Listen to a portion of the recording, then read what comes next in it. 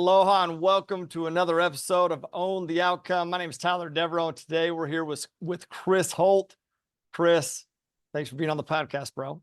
Yeah, thanks for having me. I'm excited. Yeah, I'm excited to chat with you, man. Chris is a fitness beast, great with nutrition, exercise, workouts. We're going to talk about, beyond the tats. Those of you who watch it on YouTube, you'll see he has a number of those. And I would love to know, actually, let's just dive into that, bro. Like, I love the name from the very get, but I want to know your deeper purpose behind that name. Oh, my handle. Yeah, because I think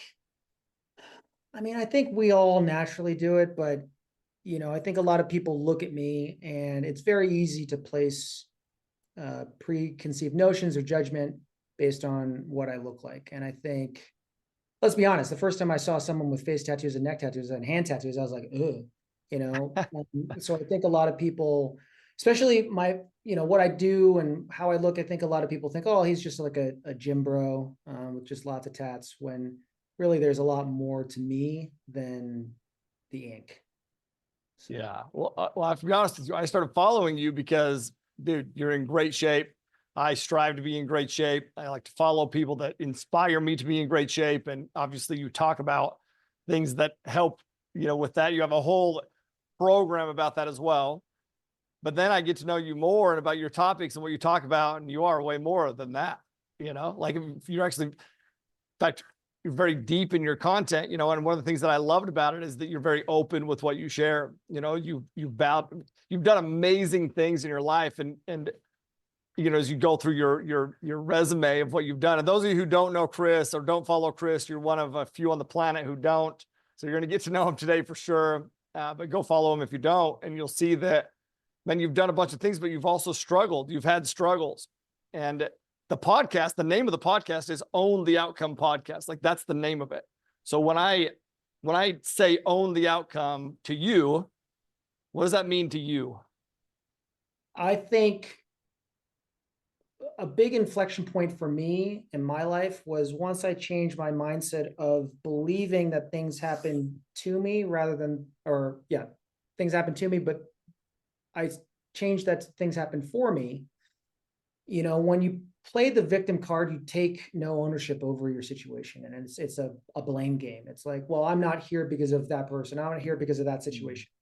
And then it's just like, things are happening to me. And it's like, look, in my life, no matter how terrible the situation was, it happened for me. And you can choose to use that as fuel, or you can choose to use it as a scapegoat.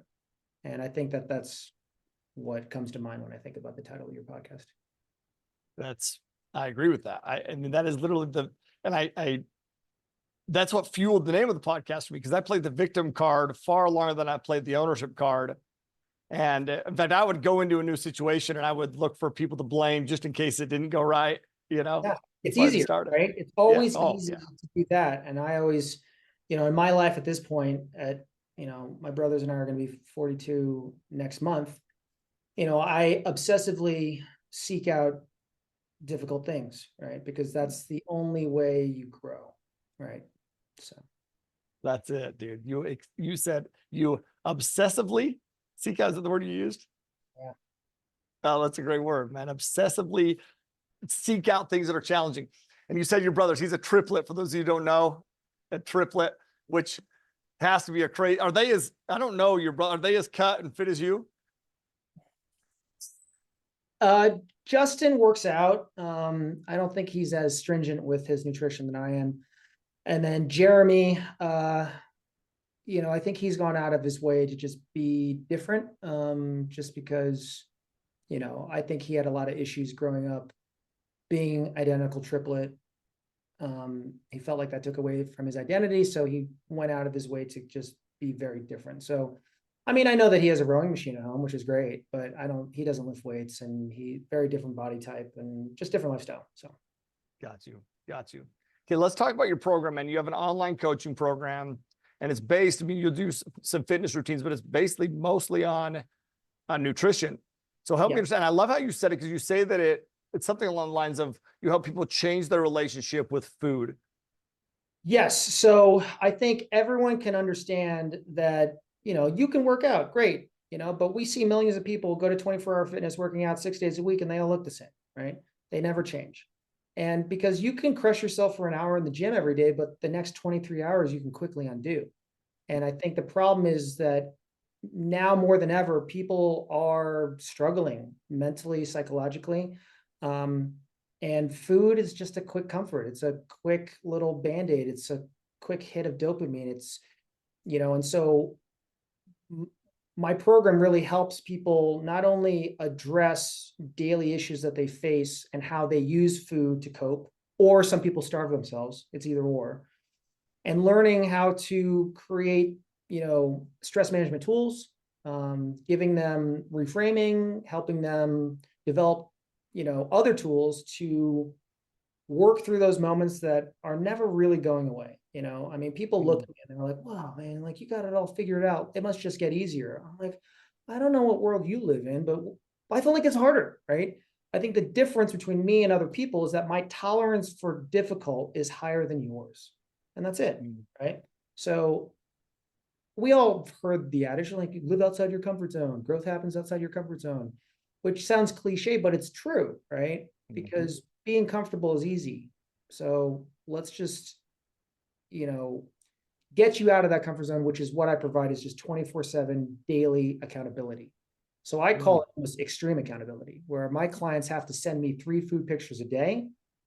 They have to reach out to me when they're having a difficult moment. If they're in a social setting where they have a lot of temptations around them, they're unprepared, they're going to a restaurant, they're, having a moment where they're just super anxious or depressed and they want to use something to cope, they can text me. I'm on call 24/7. So giving that type of support, because at the end of the day, without daily accountability, consistency drops to 0 over time. And without consistency, it's physically impossible to create a new habit, let alone a new lifestyle. That's so good, dude. There's so much to unpack from what you just went through. So the consistency portion, I believe that is the shortcut. Consistency is the shortcut for any result. Consistency always outworks and is greater, in my opinion, than motivation. I think motivation fallacy. I think too often people are like, how do you stay motivated? How do you get motivated? And I tell people, the number one thought I think every morning, and this is my default, it's unfortunate, but I just think, I look in the mirror and the first thing I think is, what's the point? And so for a long time, struggling with my mental illness, like, I just realized, look, how many times do I want to work out? I rarely want to work out, right? But I've just made it a routine and I'm consistently doing it, so that now it's like, okay, it doesn't take me a lot of bandwidth to do it, but I know I chase the feeling of how I feel afterwards, because I never really want, honestly, I'm not motivated to work out. So it has nothing to do with motivation. It's just about consistency. Your appearance is a consequence of what you do every day. Yeah, dude. You just said, so I love working out, not because I love the workout process. I'm the same thing. I love it. It's a hack, man. You chase the feeling that you get at the end. And there's never been one time that I've walked out of the gym and be like, shit, I wish I would have just sat home and done nothing. Yeah, you always regret not working out. You never regret working out. So that's for me, that's how it is. And I play mind games with myself. So if I do my workout every day, and then I'll go for a 75-minute walk. And there are so many days where I'm like, every time I say to myself, I don't feel like walking. Damn it. Now I have to do it. Right. So I just do a little game with myself. So and it works.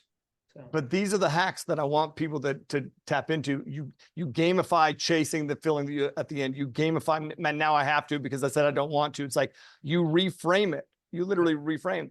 I also love, one of the things that you said is that when one of your clients has something that they're being tempted by, or they're wanting to cope with something, because a lot of people think of drug addiction, alcohol, all those things are big things, but there's nothing that kills people more than the other stuff, which is food. People just poison themselves with food. Look, I have had many clients who are people that have overcome heroin, cocaine addictions, alcohol, opioids, and they all say the same thing. What is up, y'all? Listen, if this podcast has brought joy or value at some point as you're listening to it, we would love it if you would be so kind as to leave us a review down below. That is how we keep this thing moving and finding individuals just like you to pour value into. Now let's get back to the show. kicking processed sugar has been more challenging than kicking those things. And that's pretty profound, right? I never want to demonize sugar. I think that's where we get kind of like, that's where I separate myself. It's like, I will never say something's good, bad, healthy, or unhealthy. I think those labels reinforce negative relationships to food that we all have from our childhood, right?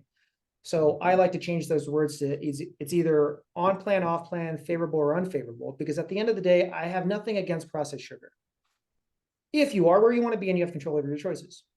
But if you're using those things to cope with stress, to cope with emotions, that's more of the issue rather than the food itself, right? So, by demonizing things, which people do all the time, especially on social media, and it bugs the shit out of me, this is only reinforcing all the issues, right? So it's about just reframing, like you said, changing the words that we use, right? And that can have a profound impact long term. Yeah, the language you use is powerful. Yeah, How do you do that? Because it takes some self-awareness for somebody to recognize that they're coping with it instead of just being like, well, no, I'm like, because you said, as long as you're where you want to be and you're not using it to cope. Well, some people would say that they're where they are, want to be, and they'll justify it. So it takes some self-awareness. How do you help people gain that? So it's really, it always boils down to confession sessions that happen, right? So they're supposed to text me anything that they eat or drink. They need to text me a picture of it. And we're really sticking to 3 balanced meals in the beginning. So avoid snacking, gets most people in trouble. But what happens is obviously they don't take a photo, they do something, and then they come to me later with that confession, right? I call it a confession session. And so what happens from there, someone might say, well, I didn't send this picture, but I ate a cookie. And most people's reaction is, don't yell at me. I was like, first and foremost, I'm not going to yell at you. I think that's just more of a projection of you yelling at yourself. But, I don't really care about the cookie. Like, what were the circumstances surrounding the decision? And 100% of the time, well, I got in a fight with my spouse, or someone said something to me at work that really upset me, or I lost my job, or my dog died, or something, which is part of life, right? And then I say, look, we need to recognize that, right? That you chose the cookie because you were using that to cope with whatever that situation is. So now we reverse engineer that, because guess what? Death is part of life. You can't control what people say or do. I work with primarily women and mothers, and I work with a lot of women that are single mothers, or women that are coming out of abusive relationships, or have terrible ex-husbands or ex-spouses. And that's the number one thing. Oh, well, I saw my ex today and it just triggered me, and then I had some ice cream. And then I'll give them a reframe, say, hey, now look at it like this. If that person did something that you have no control over, and it caused you to go eat ice cream, which is not benefiting you right now, that person controls you. And in my life, I'm controlling me. And then right off the bat, they're like, holy shit, no, I don't want him controlling me. I'm like, yeah. So then that's kind of like it. Or people will come to me and they'll say, this is so hard. And I was like, look, if you say it's so hard, it's going to feel 10 times harder. Let's change the word. And I say this all the time. Let's call it a challenge. It's challenging, right? Challenges are meant to be overcome. You overcome a challenge, I equate that to slaying a dragon. Now we have empirical evidence you can slay dragons, and guess what? There's going to be more dragons in your future. So you can choose to be a dragon slayer or just victim, right? In my life, I want to slay fucking dragons. Let's go, right? That's enough to be like, oh man, like, okay, right? But it's also Owning the out. Go ahead. Sorry. no, it's also just teaching people that most people just need to take a second, take a breath. Don't be reactive. And I try to explain, when you have emotions that are overwhelming, by all means, feel them, but observe them. Don't let them take you away with the tide, right? And so it's like, I always equate with Headspace. It was a great app. It's a great app, right? And there was a huge takeaway in the beginning when I watched one of these cute cartoons. It was like, the goal of being present and feeling emotions is to essentially be sitting on a bench watching the cars go by. Each car is an emotion. Your goal is to just watch them go by. Don't chase that car down the road, right? And it's really challenging, right? But it's a skill like anything else, that the more we are consistently aware of it, the more we can practice those things as they happen. And that's why I'm on call 24/7, so we can talk about those things in real time. That's so good, bro, and so valuable. Like, dude, it's a massive. Any of y'all who are, I mean, this is coming out, you know, this will come around right around, you know, Black Friday type time, and people are preparing for the new year, and it's like people just do. If you're struggling with that, or you want to actually start getting results, you're done with plateauing, dude, you need to reach out to Chris, because that value is so powerful, man, and it's one of the greatest blessings I believe you can give somebody is their physical vitality. And I want to drill in on something, because you talk about reframing it. And I believe owning the outcome is literally just that. It's whatever the situation is, you reframe that situation, your perspective, into something that's serving towards the outcome that you desire.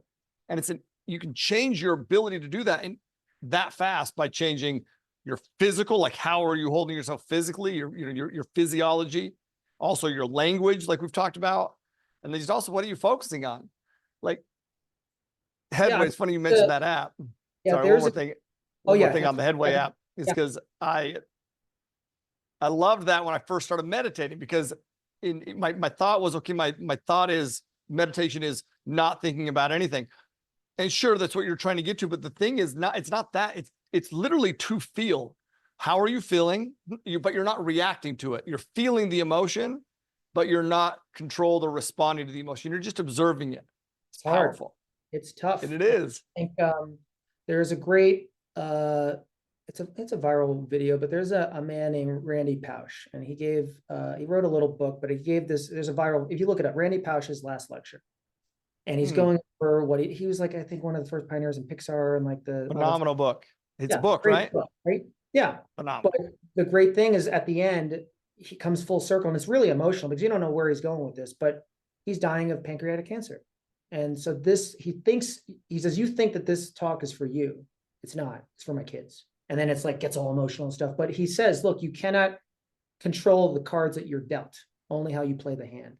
And that's really, it's so powerful, and it stuck with me, right? Is that we can't choose a lot of things. We can't control a lot of things. All we can control is, the moment. And through my 4 lung surgeries, I remember my basketball coach in high school sat me down, and it was like my first deep bout of depression. And I was 16, I was angry, and he just looks at me and he says, hey, I'm going to give you some advice that my football coach at Harvard gave me. I'm not going to explain it to you. You'll just figure it out. And I'm like, okay, what? And he says, picture yourself straddling a line. Your left foot's in the past, your right foot's in the future, and you're pissing on the present. And at 16, I was like, ew, like, what does that mean? He's like, get out of my office. And for years it haunted me. And then what I realized is that, we all live in the past. We dwell on it. It's done. Take the silver lining, move on. I worried about the what ifs. I lived in the what ifs, right? But you can't control any of that. So you just need to let that go. And all you have control of, if you really want to dictate where you want to go in life, you have to control the present, right? And there's tons of Eckhart Tolle, Power Now, and all these things. They're great books, but ultimately it's like, just let go of the things you don't have control over. And I have my clients venting to me about laundry list things, right? And I'll just say, reread what you wrote. All that stuff is outside your control. So let it go, right? So, yeah. That's phenomenal, dude. Like, an exercise that I have done is, and I do, it usually happens every 6 months, at least a year, where I just start feeling this overwhelming feeling. And my belief is you go right into it. And so what I was trained to do is I list everything out. What's causing me to feel the way that I feel? And I just list it out. I get out of here and I just purge it out. And then I circle the things that I can control versus the things that and then I don't circle the things that I can't.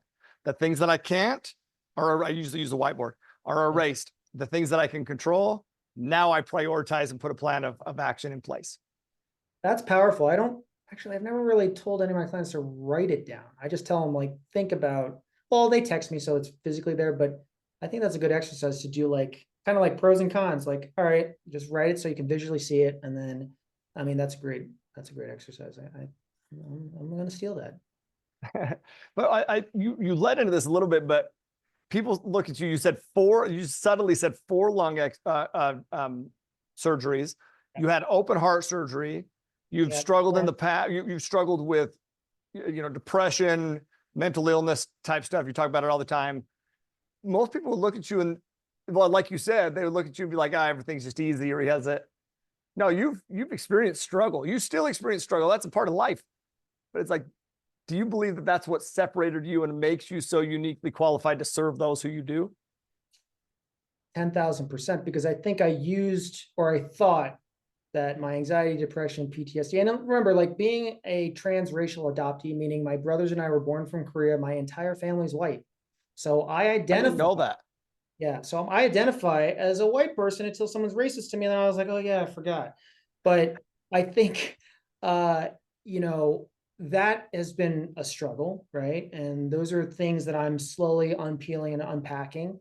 You know, I started a birth parent search when I was 32. That's a long story, but yeah. So set that all aside. All the anxiety, depression, and the trauma I think I've had from the surgeries, and I almost killed me and my brothers in a car accident when I was in college, and you know, I think for a long time I viewed them as like I used them as the like a scapegoat. I was like, I'm never going to reach my potential because I'm plagued with these issues.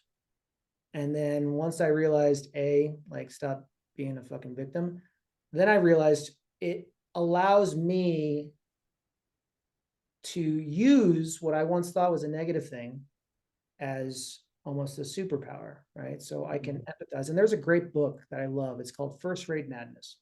And it documents a lot of world leaders like Lincoln, Churchill, even to people like Stalin, Hitler, Martin Luther King, JFK, all of them struggled with mental illness, whether it's mania, depression, but their mental illness actually proved to help them serve and lead in times of turmoil. So like Lincoln believed in, you know, like because of his depression, he had 3 deep bouts of it, almost suicidal.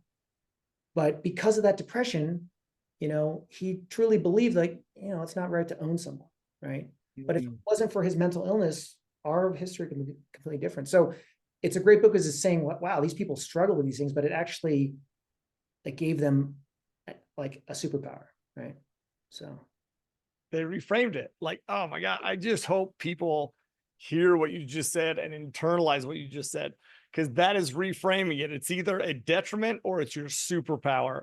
And sometimes we think our past, or we think that things that we struggle with disqualify us or hold us back. No, no, no. They uniquely qualify you to connect with and serve others. why do you think everyone loves superheroes? There is not one superhero that has a happy origin story. They're all coming out of the fires of trauma and just pain and suffering, but that's why we love them, right? And that's what sets them apart. So I always say, like, look, like there are modern day superheroes everywhere, right? And I think that's why I love superheroes, because it makes me feel like, all right, you know, Batman could choose to use his trauma and just be a victim, then we don't have Batman, right? And it's just like, no, they're using it as fuel, and that's a choice, right? So Yeah. you're like, Choice. I'm a product of, you know, abuse or what. And look, I'm not discounting that stuff is terrible, and I'm a big advocate for therapy, but there comes a time where you can say, look, I'm going to let this define me, or I'm going to use this as like a tool, right? Yep. And you know, it's again, all the stuff is easier said than done, but Oh, yeah. Yes. And but it's it's so much powerful. easier to talk about the things that other people struggle with than face your own struggles, because we all struggle with different things. And so, you know, it's so easy. It's way easier to chat about it than it is to do it. But I believe the only reason that you can sit here and confidently chat about it is because, dude, you've overcome a ton. Once again, you've used it as a superpower instead of as a detriment. And that's huge.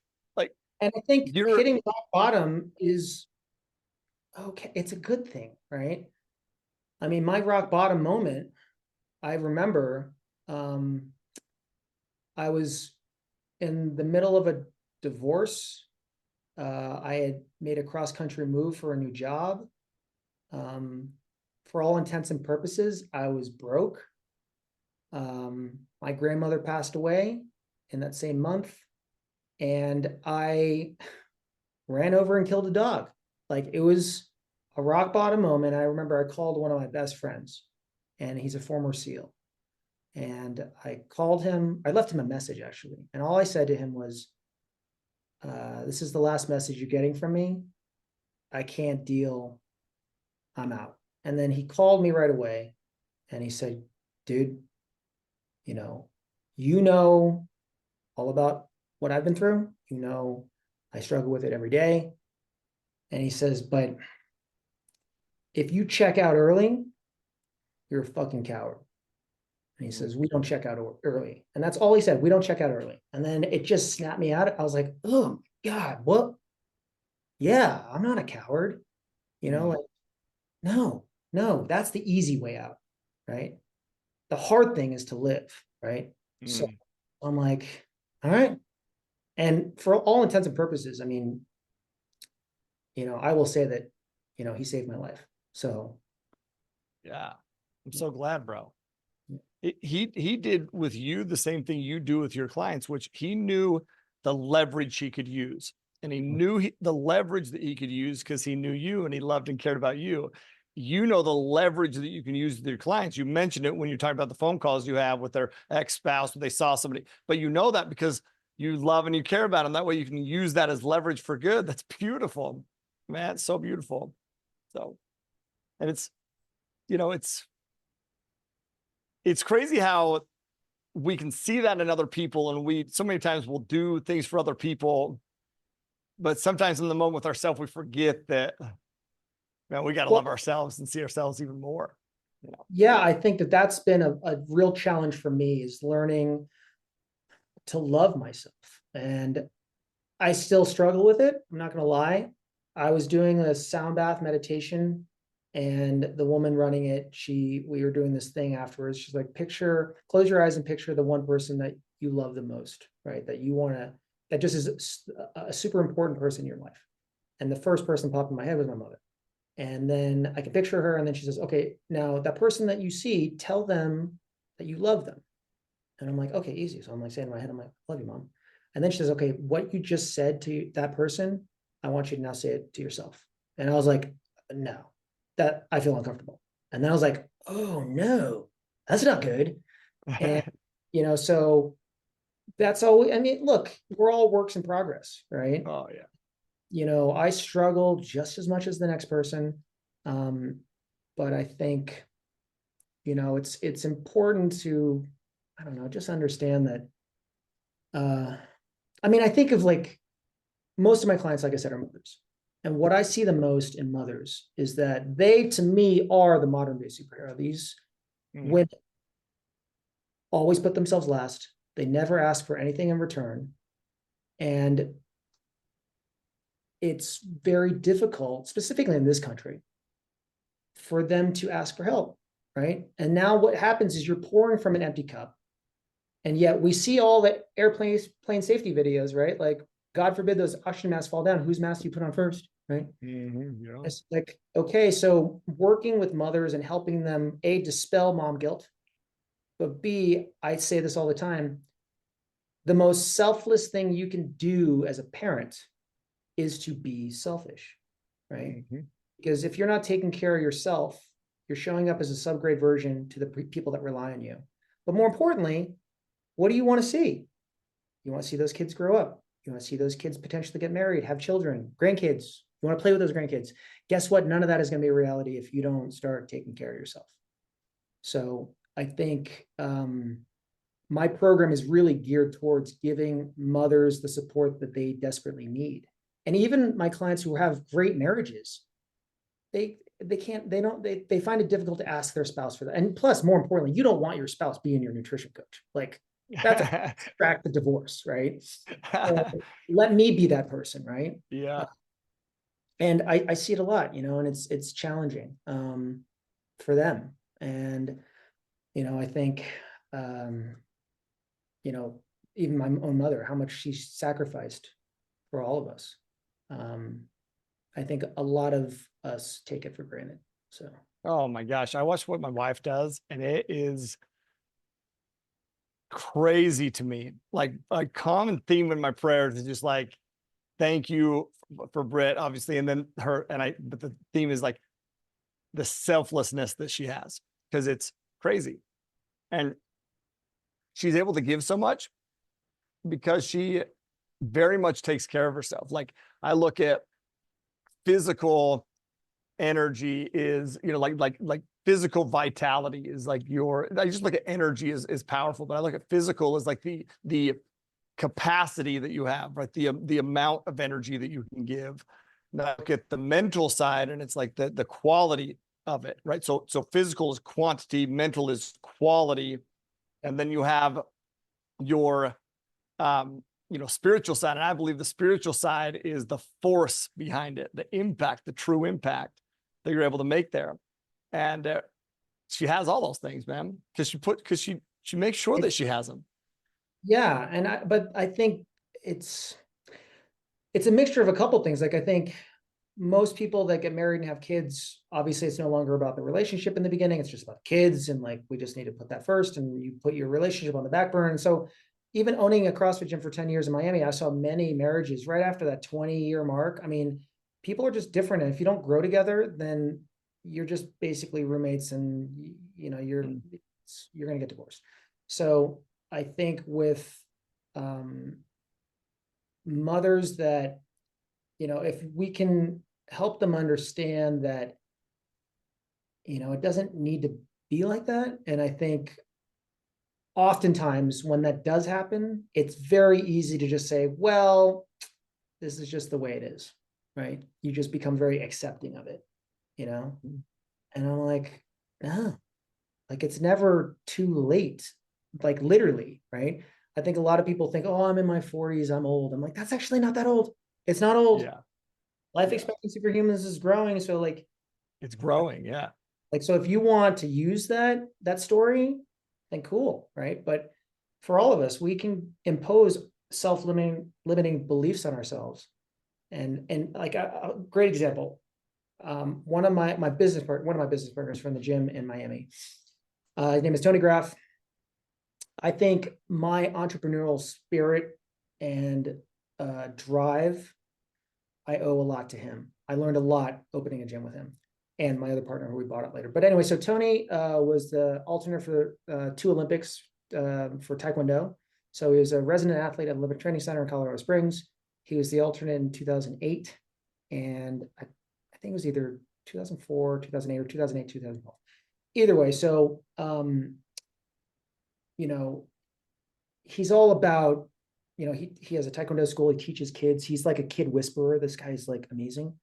But I remember, when I was a kid, if you look at most baby photos of me and my siblings, triplets, because there's 8 siblings in my family, but just me and my triplet brothers, brother, sibling, Jeremy's non-binary. So if you look at those photos, I'm always crying, right? And so my grandmother dubbed me Chris the Crank. And so for my entire life, I've just identified, oh, I'm Chris the Crank. And Tony pointed out one day, he's like, dude, I don't like that. Like, that's negative. He says, do you realize that you've created, now you believe that. You believe that you're moody, you're irritable, because that's what you've been told since you were a child. He's like, why don't we call you Chris the coach, or Chris, like, you've just, like, think about that. And I was like, oh my God. I'm like, yeah, you're not wrong. But, my grandparents, they thought it was cute, but I think it really shaped a lot of who I thought I was. Right. And that's how powerful the story we tell ourselves is, the words that we use. It's so impactful. It's so impactful, man. I mean, I had mentioned earlier where you got your physiology, your physical state, like how you're carrying yourself. You have your focus and what you're focusing on, then language. And language is so powerful because it's the minute you put language around it is the minute that you have meaning. You give the event, the circumstance, whatever meaning. It's your identity, man. And if you're not feeling a certain way, it's because you need to change your focus. And, as achievers, you're an achiever. I'm an achiever. Those who are listening to this, they're not listening to this unless they're an achiever, but we're also hard on ourselves. And so what I've realized is I'm very hard on myself. And I've never told anybody this, bro, but I was doing an event. I do a bunch of events and I speak at these events, and they're just, I wasn't in the best mental state, and it's in the morning, and I have very consistent habits that I've created that help me right in the mornings, because my morning is just like it gets my whole thing going. But I was not in the right state. And I'm going to circle back to one thing that you mentioned, which is to tell yourself you love you, right? The sound bath meditation or healing that you did. And sound baths are amazing, man. And I remember standing in the mirror, and I was doing my affirmations in the mirror. But I'm like kind of looking at myself in the mirror as like not really in my eyes. But I had just I think it was something from Mel Robbins maybe that I'd listened to. What makes me think about it. But it was look in your eyes. And I looked, and dude, I build people up all day. I will breathe life into people all day. And I know you do the same. But I stand in the mirror and I look at myself in the eyes as I'm trying to, say these affirmations. And then I just stopped and I looked at myself and just stared at myself in the eyes. And then I told myself, I love you. And it's the first time that I've ever done that in my life, staring at my eyes in the mirror. And I said, I love you. And I just started crying, bro. That gives me chills because I'll be honest, I don't know if I can do that. Like, that's, wow. But it completely changed my so- state. So from there, do you find it easier to have that self-love? I think Still it's a daily challenge. battle. That's a daily It's a battle. daily battle for sure. But the more self-work that I do, the more that I realize, like, man, becoming a parent has changed my relationship with myself and with God a lot, because I look at my kids and I look at my little boy Paxton primarily, because Paxton is Marley, my little girl, is like, she'll go conquer the world, like that's like the mentality that she has. And Paxton is so talented, so smart, but because he's so smart, sometimes he's a thinker, so he overthinks. And I see this be detrimental to him in certain areas, like sports. It's like he sees himself lesser than those other kids. And I'm like, what I see is his greatness. I see that he's playing at half pace because he doesn't realize, like, he doesn't believe or have the confidence to go full pace. And so becoming a parent and seeing that and coaching him through that and walking him through that, I can't help but sit back and be like, damn it, I'm coaching myself. Like, I'm coaching myself. Sometimes I go half pace because I don't see me. And so I believe becoming a parent has been so beautiful for me, man, in so many areas, but for me, yeah. No, absolutely. I mean, I find myself struggling with imposter syndrome a lot. And, it's challenging. And I don't, like, for me also, I disassociate a ton, and it's it's just a coping mechanism. But I think once I started working with people one-on-one and, getting them to places of sustainability and helping them achieve things that they never thought that they could do, that to me, I mean, I'm originally an architect, right? So I left my profession in 2008 to open that gym in Miami, the CrossFit gym. But what I realized that I was never making a difference in architecture, right? So I felt like I can make a bigger difference on a smaller scale with an individual. And to me, that's more meaningful to me than, doing architecture. So. Oh my God, especially with what you do, bro. Like I said this earlier, but I believe this to my core. It's one of the greatest blessings you can give somebody. It's one of the greatest blessings, their physical vitality, and you do it through a mental capacity, changing their viewpoints. It's like, bro, it's so beautiful. It just is. So. Yeah, I'm grateful.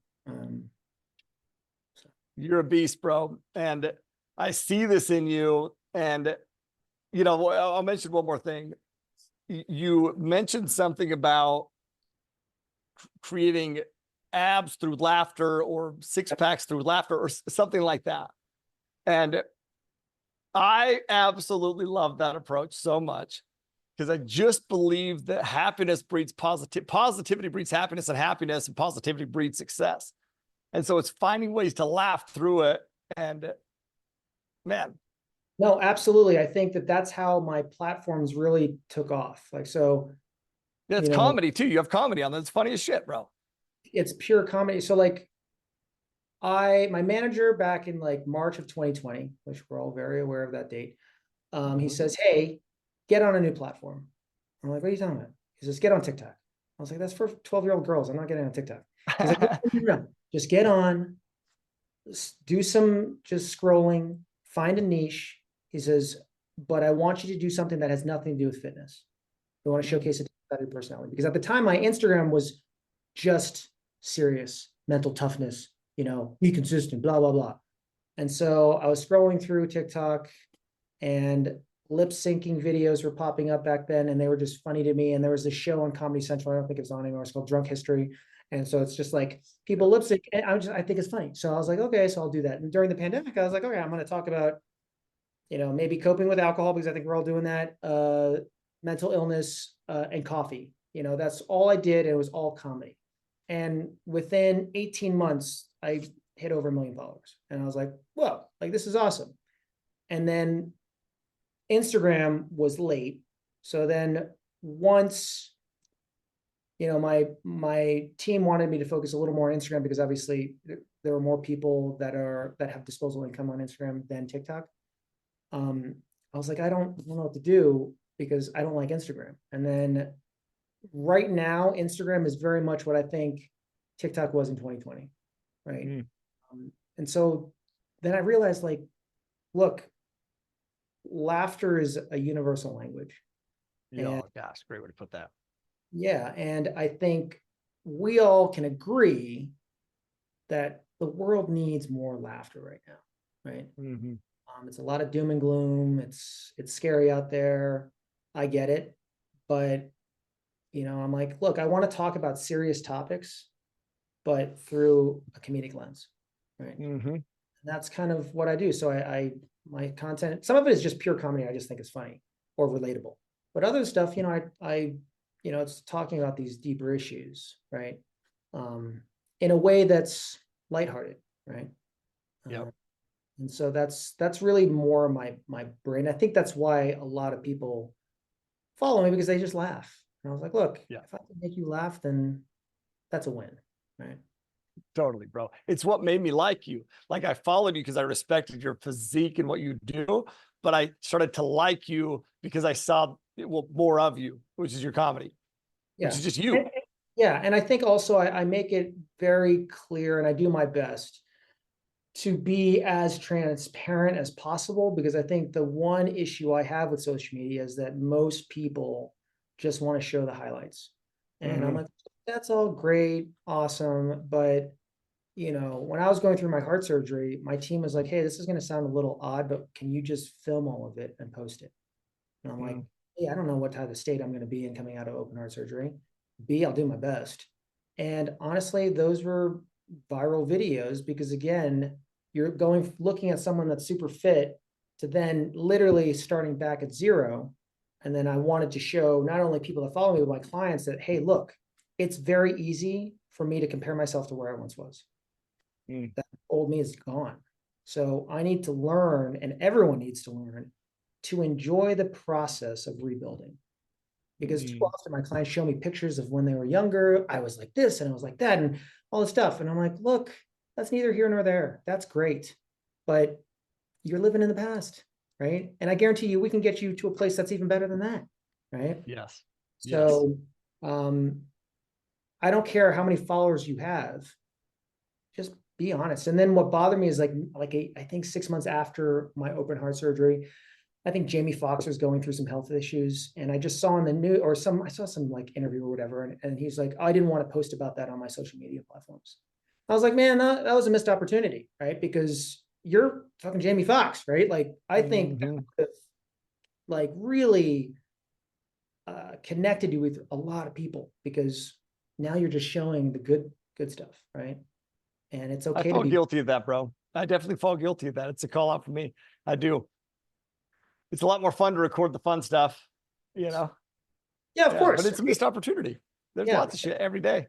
Yeah, I Yeah. talked about my divorce. I talked about, me ending my engagement right after my heart surgery. I talked about, you know, every day, like any day I have like a struggle or I have a deep bout of depression, like I talk about it because, you know, there are too many people out there that are struggling alone.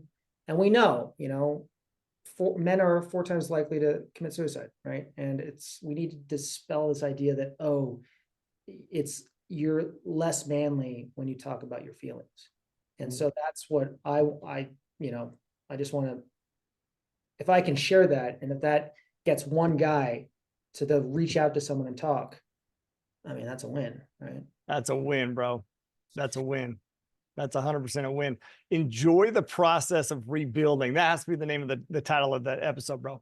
Enjoy the process of rebuilding, because it should be an enjoyable process, dude. Even the struggles, you can find joy in the struggles. You can find joy in the challenges by reframing them, and because you know what you're working towards, right? And you're proud of yourself for putting in the work right now to do it. Yeah, yeah. And you know, having to rebuild every time after a lung surgery, you know, that's where I started learning early on. I was like, look, I can be, you know, boohoo, look at me, you know, or I could say, look, I mean, these are the cards, right? How am I going to play this hand, right? That's it. Thank you for the work that you do, bro. And just for the person you are, and for being willing to share it. It's a selfless thing. And listen, I'm just going to stress it again. I'll put all your links and things in the show notes. But for those of you who are ready to start producing results, get help.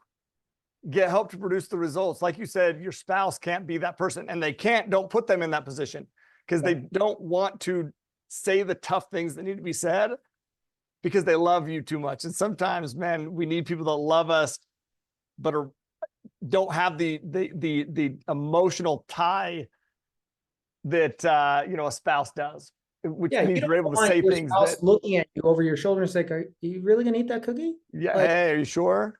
Yeah. Or how are your pants fitting? Are they tight? Like, can you imagine? No, shit. No. Britt could say that to me. Britt could say that to me. I'll be like, let's go. Exactly. It's completely different dynamic, right? Oh my God. Yeah. So. Dude, thank you, brother. I'll put everything in the show notes. Those of you who don't follow, go follow. Also, go share this episode, man. People need to hear these tools, these things, and they definitely need to connect with Chris. Chris, thank you for owning the outcome. Thank you for taking the time to be on here. Appreciate you, man. Thank you for having me. This was awesome. And I'm sure we'll talk soon. 110. And everybody else out there, live always with aloha. Peace.